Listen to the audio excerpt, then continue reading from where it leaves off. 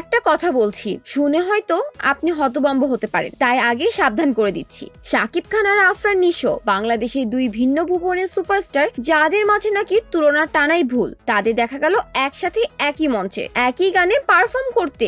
বিশ্বাস হচ্ছে না তো? কিন্তু মেরিল প্রথম আলো পুরস্কার 2024-এর সেই মুহূর্ত ছিল একেবারে বাস্তব, চোখ ধাঁধানো আর এক কথায় ঐতিহাসিক।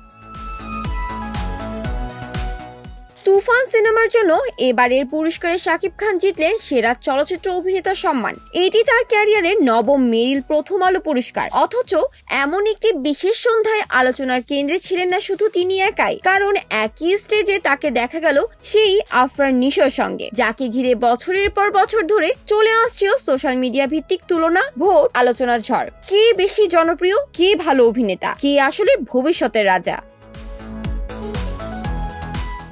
শুধু তাই নয়, তারা যে শুধু একসাথে স্টেজ ভাগ করে নিলেন তাই না, তারা একসাথে পারফর্ম করলেন তুফান সিনেমার চার্টবাস্টার হিট গানে লাগে উড়াধুরাতে। আর এই দুর্দান্ত পারফরমেন্সে তাদের সঙ্গে ছিলেন প্রীতম হাসান, যিনি ছিলেন গানের কণ্ঠশিল্পী এবং একই সঙ্গে এইবারে সেরা গায়কের পুরস্কার জয়ী। সাথে ছিলেন তাসনিয়া ফারিন, যিনি শুধু উপস্থাপক হিসেবেই নন, বরং একজন উজ্জ্বল পারফর্মার হিসেবেও আলো ছড়ান মঞ্চে।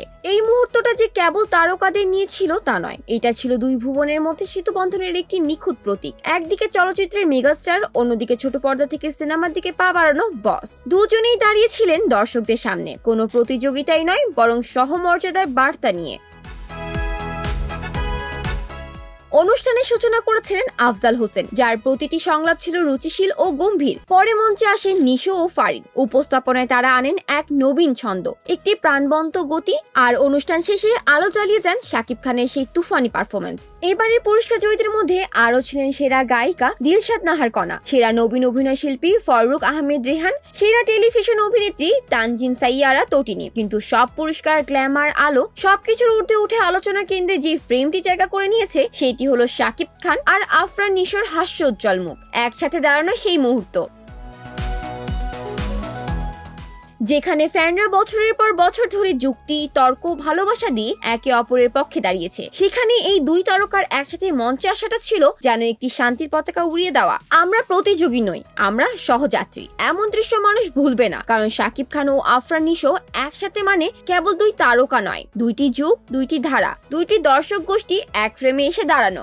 এই মুহূর্তটাই তো প্রমাণ করে মেরিল প্রথম আলো পুরস্কার 2024 কেবল একটি অনুষ্ঠান ছিল না, এটি ছিল এক আবেগমাখা মিলন মেলা, যেখানে তারকারা একসাথে জ্বলে উঠেন ঠিক যেন আকাশে দুই নক্ষত্রের মিলন। জান্নাতুল ফেরদৌস, শোবিজ 24, ঢাকা।